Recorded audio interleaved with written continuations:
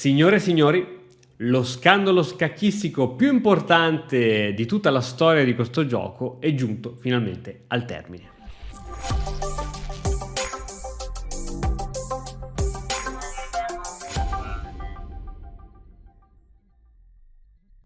Notizia dell'ultima ora: il giudice federale ha archiviato la richiesta di Hans Niemann di risarcimento nei confronti di 5 entità. Uno era il campione del mondo, ex campione del mondo Magnus Carlsen, Hikaru Nakamura, Chess.com, l'ex amministratore delegato, se non mi sbaglio, Daniel Rensch, e ovviamente il Play Magnus Group.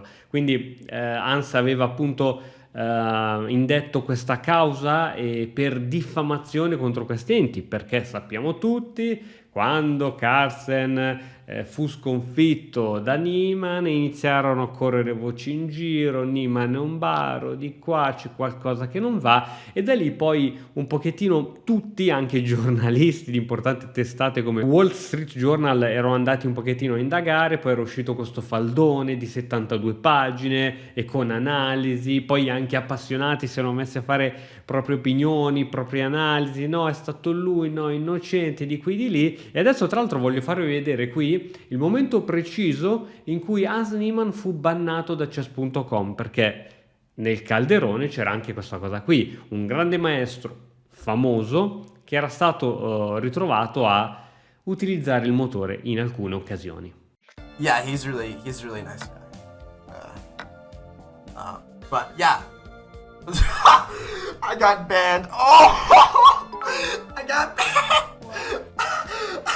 Hi, can I have one too? She banned me. Chess banned me. He banned me. Oh my god. I got banned. I can't even joke around. I got banned. Are you kidding me? I'm going to Lichess. What, you banned me? Possiamo leggere qui sull'articolo di Chess.com. Nella sua causa Niemann aveva affermato che Carlsen e compagnia bella avevano diffamato in modo, ora questa è una traduzione automatica, quindi prendiamo in modo oltraggioso, collusi legalmente per escluderlo dalla professione a cui ha dedicato la sua intera vita, e che tutto aveva causato danni devastanti. In effetti, da tutto ciò, e poi soprattutto da questa ultima archiviazione, la figura di Hans Niemann come professionista sicuramente non avrà non ne uscirà bene, ecco, questo è poco ma sicuro.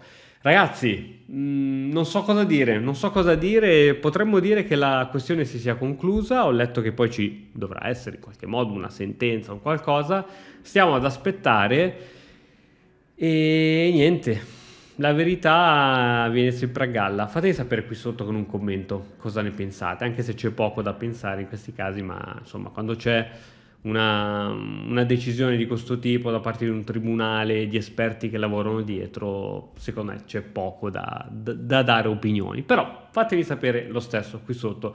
Ci aggiorniamo su qualsiasi cosa accada su questo evento, ci aggiorniamo in tempo reale.